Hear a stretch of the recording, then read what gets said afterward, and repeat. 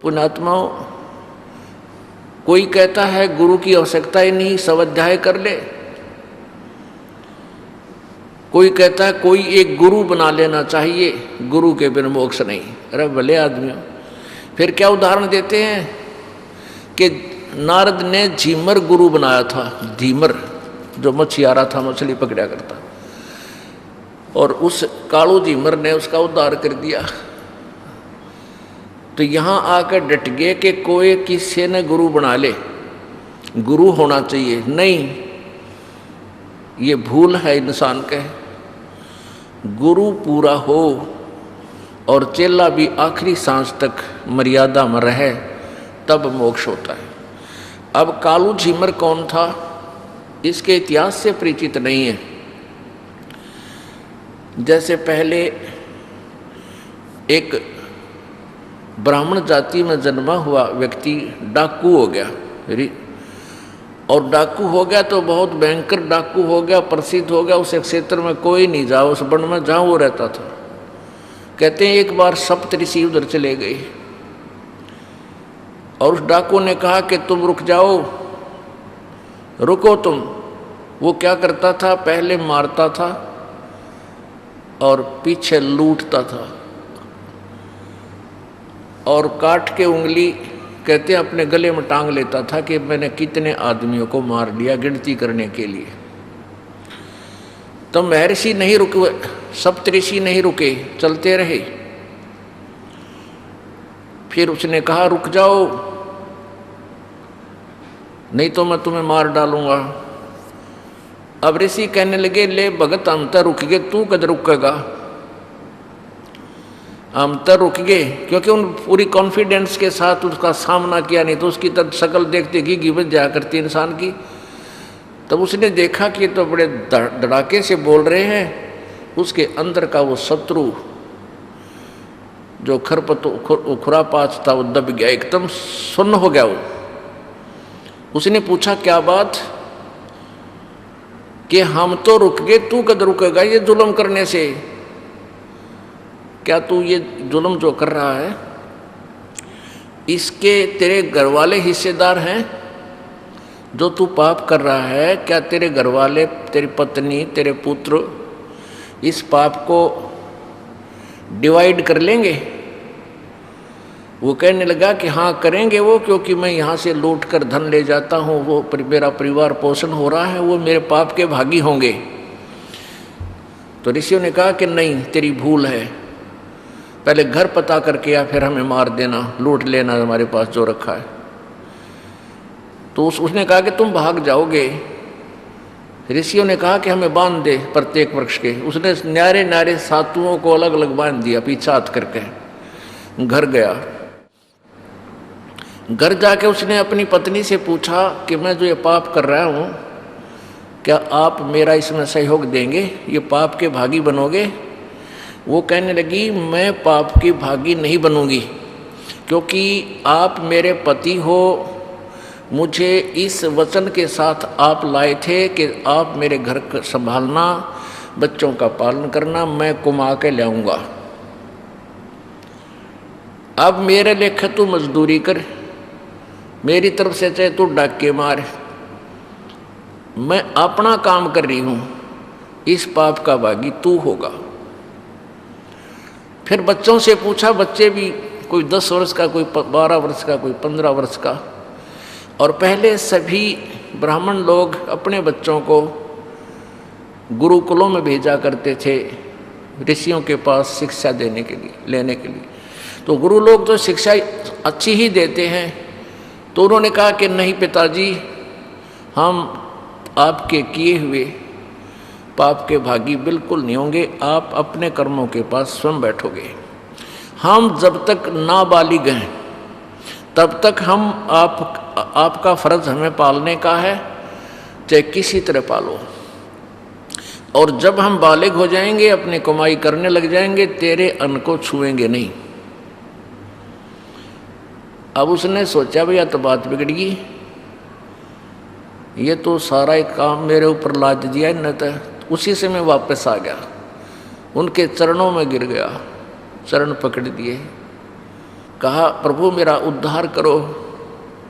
अब जैसा भी उनको समाधान था उनको बता दिया कि बेटा भक्ति करे, डट कर साधना कर, तेरा कल्याण हो जाएगा। तो कहते वो बुराई त्याग करके फिर महर्षि की पदवी पाया। इसी प्रकार एक कालू झीमर था, एक कालू नाम का मछियारा था,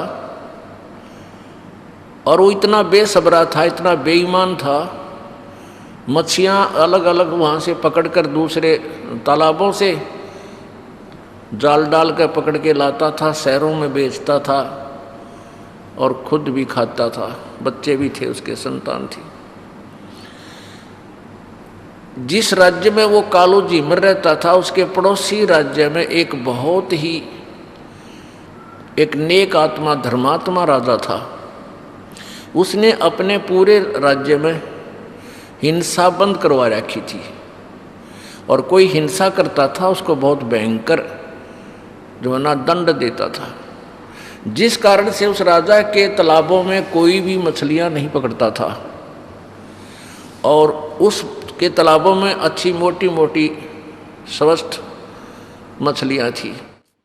अब उस बेईमान ने उस अपने क्षेत्र की तो सारे तालाबों की वह मछलियां ढो के बेच दी। वहाँ तो रहा नहीं कोई सामान उसके लिए। फिर उसने देखा पड़ोसी राज्य का तालाब में बहुत मोटी मोटी मछली है, तो उसने ये भी पता था कि यहाँ के राजा ने इस पर बैन लगा रखा है, इसलिए उसने सोचा बखत से उठ कर जाऊँगा। थोड़ी थोड़ी सर्दी सी थी और वक्त से बहुत सवेरे यानी 4 बजे वहाँ जाकर जाल डाल दिया। थोड़ी थोड़ी गर्मी जैसे 4-5 बजे उसने जाल डाल दिया तो उसको कुछ ठंड सी महसूस हुई। उसने वहाँ से फूस फास तोड़ के और आग जलाई। आग जला के और शरीर को सेका, तापा, और उसने कैसी वेशभूषा थी उसकी, एक दाढ़ी बड़ी हुई, सिर पर ओले बोले बाल पड़े, बड़े बड़े बड़ी बड़ी दाढ़ी, शरीर पर एक लंगोट बांध रहा था पानी में प्रवेश करने के लिए। यही बांध कर घर से गया था वक्त से कि जल्दी आ जाऊंगा मछलियां पकड़ के। तो वो आग से सेक कर अपने शरीर को फिर थोड़ी सी देर में फिर मछलियां पकड़ने लगा। इतनी देर में क्या हुआ कि कुछ रोशनी सी हो गई, सूर्य उदय होने वाला ही था। उधर से क्या हुआ कि उसी नगरी का राजा जिसने वहाँ बैन लगा रखा था, वो राजा सुबह सुबह हाथी पर सवार होकर और सैकड़ों सैनिकों के साथ, अंगरक्षकों के साथ एकदम वहाँ प्रकट हो गया। यानी ऐसा मोड़ मुड़ता था रास्ते का, ऐसे एकदम उस तालाब के साथ मुड़ गया। तालाब वहाँ से ज़्यादा जो है ना 10 एकड़ की दूरी पर होगा। हाथी की गले में एक घंटियाँ बंधी होती हैं, वो एकदम मुड़ते ही घंटी की आवाज़ उसके कानों में पड़ी। कालू झीमर के उसने सोचा तो राजा आ गया, आज मर गया तू, तेरे पूरे परिवार ने मारेगा। अब उसने देखा कि राजा बड़ा धार्मिक है और कोई विकल्प नहीं है, तेरी जान बचने का, भाग भी नहीं सकता, सैनिक साथ है। तो उसने क्या किया कि अपने शरीर पे वो जो राख बनी हुई थी, अग्नि जला रखी थी, सारे शरीर पे राख मसड़ दी। लंगोट बांध रहा था, दाढ़ी बड़ी हुई थी, सिर पे केस बड़े बड़े थे, और डरता बैठ गया आंख मीच कर धूने का ऊपर। वो धूना सा बन गया उसका, वो आग जलाई थी उस पर बैठ गया उसके पास। अब राजा निकट आया, जब उसकी दृष्टि पड़ी कि भी तालाब के आसपास साधु संत ही बैठा करते हैं, और जो उस कालू ने वो मछलियां पकड़ रखी थी, वो जालबीर मछली भी तालाब में फेंक दिए। तो राजा ने सोचा, हे भगवान, आज तो बड़ा सुबह सुबह साधु के दर्शन हुए, आज बड़ा शुभ दिन निकला मेरा। कबीर परमात्मा भी कहते हैं, पुण्यात्माओं को संत के दर्शन परमात्मा के तुल्य होते हैं। साधु दर्शन राम का मुख पर बसे सुहाग, और दर्श उन्हीं को होत हैं जिनके पूर्ण भाग। कबीरा दर्शन संत के वही परमात्मा आवे याद, और लेखे में वाए घड़ी बाकी के दिन बर्बाद। अब राजा की खुशी का ठिकाना नहीं रहा, और सुबह सुबह तो और ज़्यादा निर्मल आत्मा होती है। उसने जब देखा, वो थोड़ी सी आंखें खोल रनो बंद कर लेके राजा आगे टप गया, यहीं आवे है।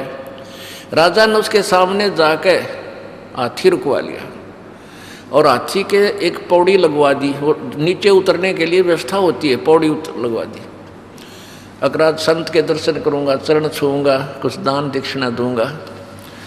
अब उसने कालू जी मन ने सोचा, आज मर गया भाई तू, ये तो आ गया तेरे पास। उसने सोचा ये और कोई तरीका नहीं है, आँख नहीं खोलनी चाहिए, कुछ भी कहे जा।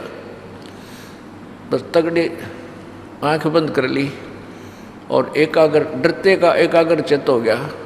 कुछ पिछले पुण्य होते हैं जो परमात्मा ऐसे सर्कमस्टांस बनाता है। पिछले ही पुण्य से होते हैं पूर्ण हंस मुराद। पिछले ही पुण्यों से ऐसे कुछ माहौल बनता है जो जीवन में परिवर्तन आता है। वो पिछले जन्म का बहुत अच्छा पुण्य आत्मा था, लेकिन काल इस जन्म में ऐसी जगह फिट कर रहा था, उसने उसके निरे कर्म फुड़वावा था, पुण्यों को बर्बाद करवावा था, और पाप इकट्ठे करवा रहा था। तो पिछले पुण्य के आधार पर उसका एकदम एकाग्रचित हो गया, डरते का। अब राजा ने आवाज लगाई, महाराज नमो नारायण, महाराज नमो नारायण।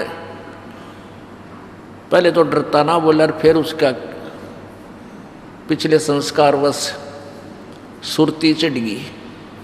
अब राजा ने सोचा भी साधु संतान के साथ घना नहीं बोलना चाहिए, या अपने डिस्टर्बेंस ना हो जाए इनको।